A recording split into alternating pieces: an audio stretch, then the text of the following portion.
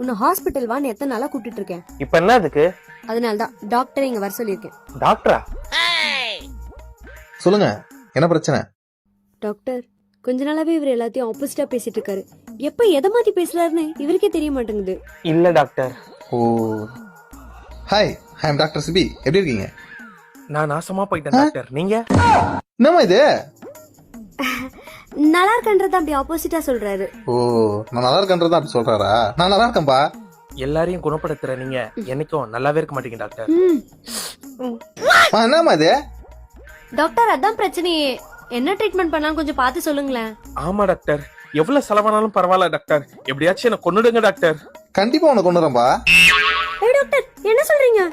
அவனுக்கு புரியுற மாதிரி சொன்னாமா? ஐயோ, நீங்க நார்மலாவே பேசுங்க.